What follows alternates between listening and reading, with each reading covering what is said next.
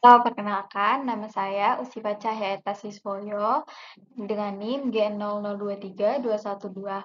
Pada kesempatan kali ini, saya akan menjelaskan mengenai 3 subtopik, yakni ada ACL, plexus brachialis, dan juga yang terakhir ada mengenai regiodorsum.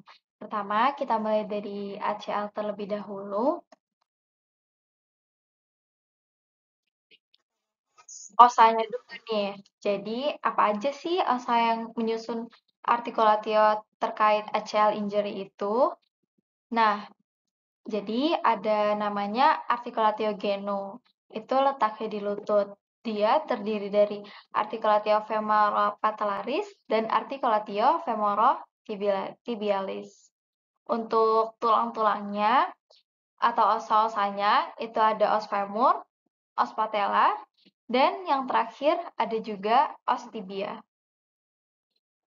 Nah, setelah kita tadi ngebahas osa-osa apa aja yang ada, selanjutnya kita bakal bahas mengenai ligamen apa aja yang memperkuat artikulatia tersebut. Jadi, ligamen-ligamen ini menghubungkan osa dengan osa agar hubungan mereka tetap kuat. Jadi, kalau bergerak tuh nggak geser-geser gitu. Yang pertama ada ligamentum arcuatum yang menjaga kapsula bagian posterolateral dari cedera akibat hiperekstensi dan gaya rotasi. Selanjutnya ada ligamentum popliteum obliquum, dia di sini yang mencegah artikulatia genu hiperekstensi. Selanjutnya ada ligamentum patella yang menjaga stabilitas os patella terhadap os tibia. Selain itu, ada juga ligamentum collateral fibular, ligamentum popliteum arcuatum, ligamentum collateral tibial, ligamentum cruciatum posterius, dan yang terakhir ada juga ligamentum meniscofemoral posterius.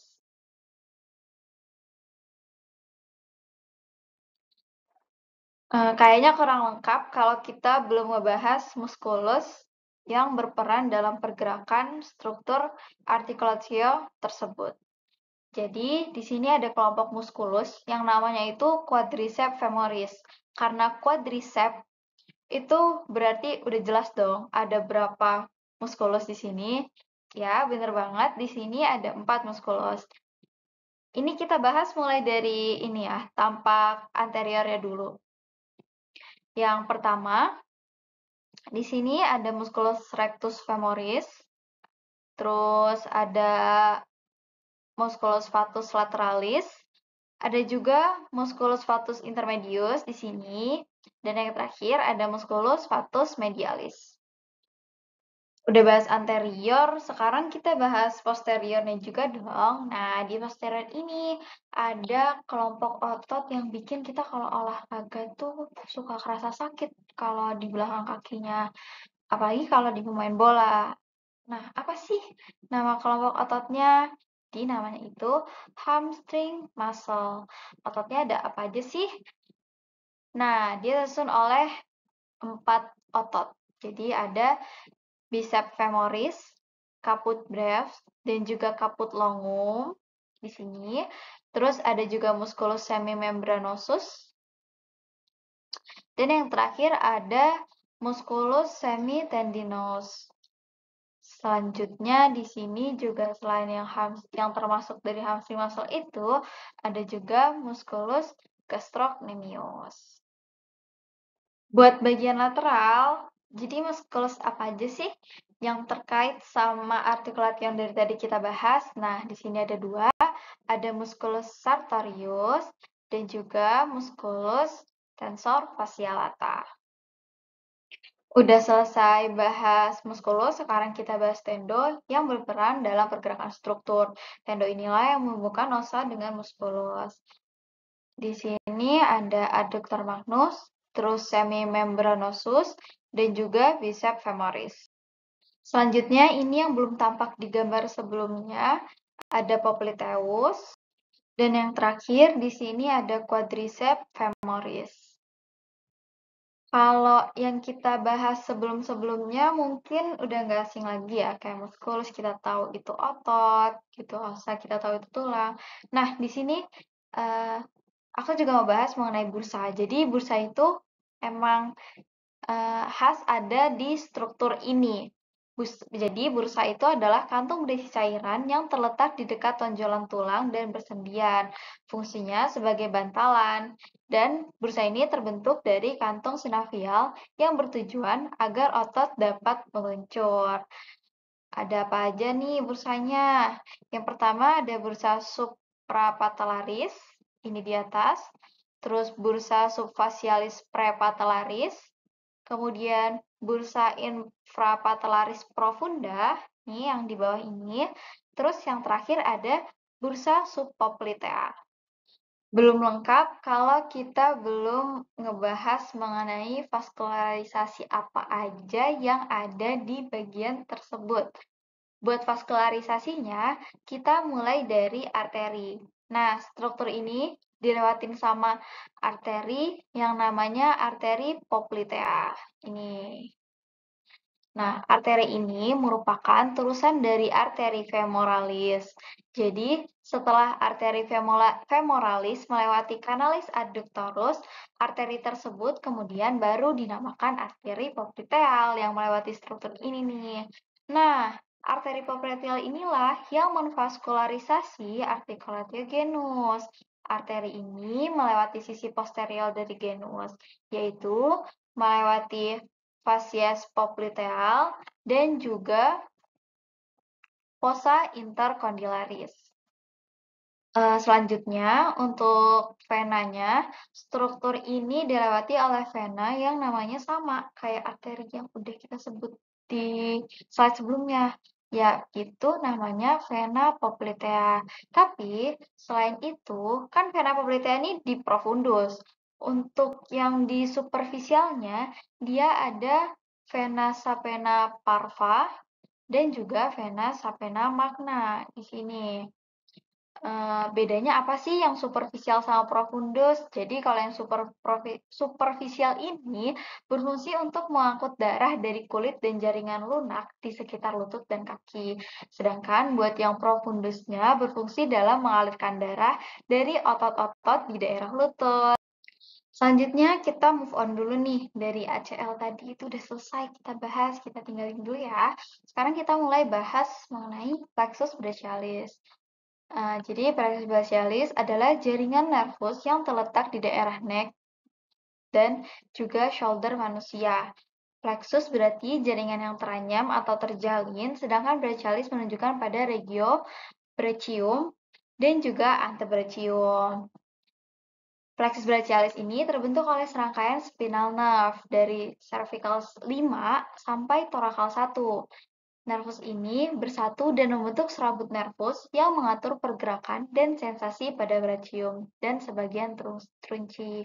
Fungsi utama plexus brachialis adalah untuk mengirimkan sinyal saraf motorik dan sensorik antara kranial dan ekstremitas superior seperti shoulder, brachium, dan antebrachium. Melalui serabut nerve-nya, plexus brachialis mengontrol gerakan muskulus seperti mengangkat dan merentangkan lengan, serta mengatur juga sensasi perabaan. Nah, buat gambar dari plexus brachialis itu ada di sini. Awalnya tuh kan ada yang namanya chorda spinalis yang ada di vertebrae. Nah, plexus brachialis ini keluarnya dari segmen cervical 5 sampai cervical 8, sama ditambah juga thoracal 1. Tiap segmennya itu ngeluarin 2 ramus. Ada yang dorsal buat sensorik dan juga ventral buat motoriknya. Terus 2 ramus itu nanti nyatu, jadi trunkus saraf spinal. Nah, trunkusnya ini nanti bakal bercabang lagi jadi 2, namanya ramus dorsal sama ramus ventral. Atau nama lainnya itu ramus posterior dan juga ramus anterior. Tapi ini nih perlu diingat nih, ini tuh ramusnya beda loh sama yang keluar dari chorda spinalis tadi. Nah, yang nyusun si plexus brachialis ini adalah ramus yang anterior. Kita mulai dari ramus. di sini.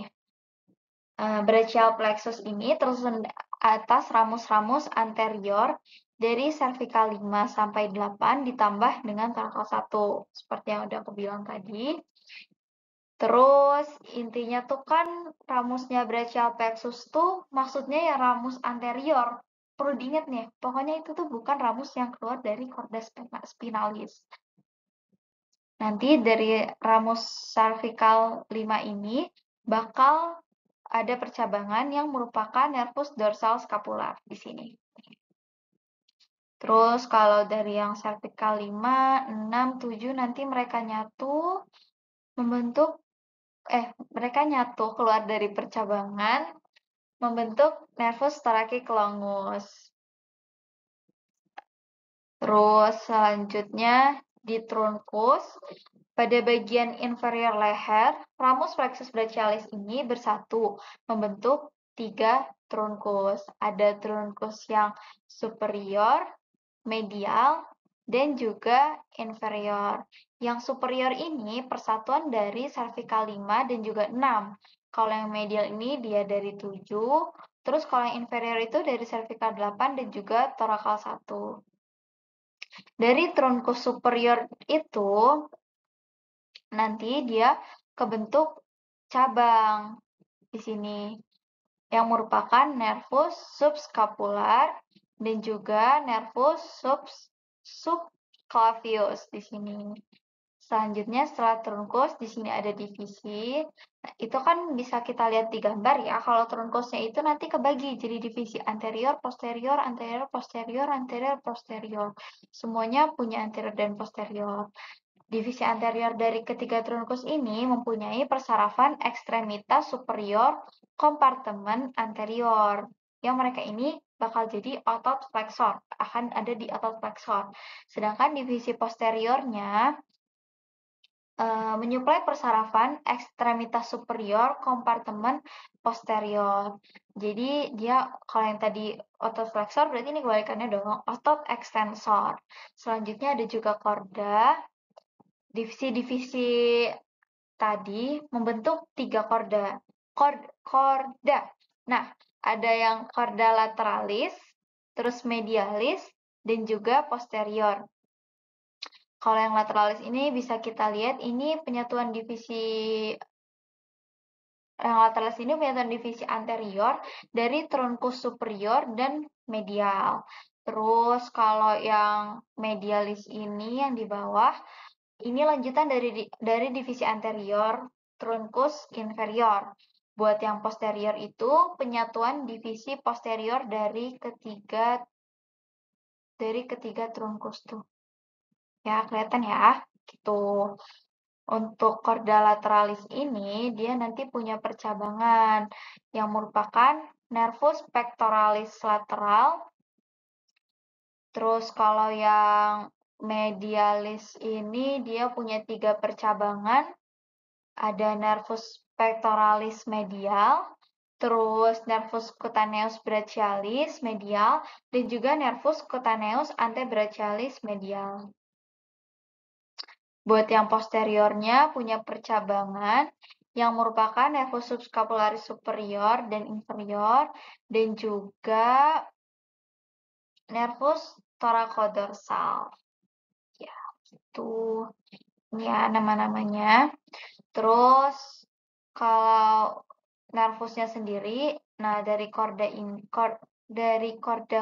ini mereka melanjutkan untuk membentuk nervus dari korda. Nah, jadi yang tadi tuh maksud tadi nervus-nervus yang keluar tuh ini nih, yang ini, terus yang ini, sama yang ini ya. Nah, sekarang kita bahasnya yang ini nih, yang warna biru di sini. Nah, korda-korda itu kan berlanjut membentuk nervus. Ada yang lateral itu nanti membentuknya musculocutaneus. Terus kalau yang medial itu membentuknya di sini ulnaris. Terus kalau yang korda medialis ditambah korda lateralis itu nanti dia jadi nervus medianus. Sama kalau yang posterior itu nanti membentuk nervus axillaris sama radialis.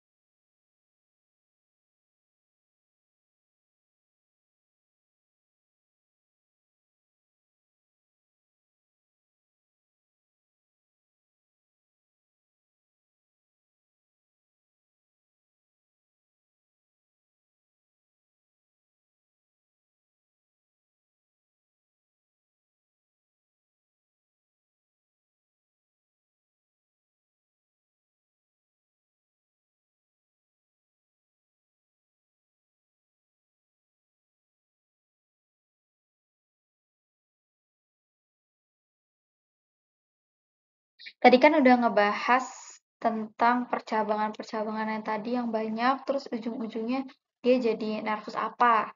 Sekarang ini kita lihat tabel mengenai nervus-nervus yang udah keluar dari percabangan tadi, sama dia tuh bakal menginervasi otot apa aja. Pertama dari yang dorsalis scapulae, ini akan menginervasi musculus levator scapulae sama musculi rhomboidei. Buat yang subscapularis, ini musculus supraspinatus sama infraspinatus.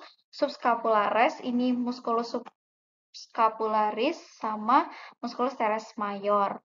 Yang subclavius ini sama kayak nama nervusnya, yakni musculus subclavius.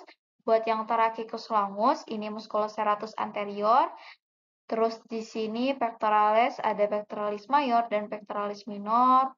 Thoracodorsales ada latissimus dorsi sama musculus teres mayor. Yang muscularis di sini buat musculus longus colli sama musculus longus capitis. Tabelnya masih lanjut nih. Kita lanjutin ya. Di sini ada musculocutaneus, ada coracobrachialis, bicep brachii, sama brachialis. Kalau yang medianus banyak nih.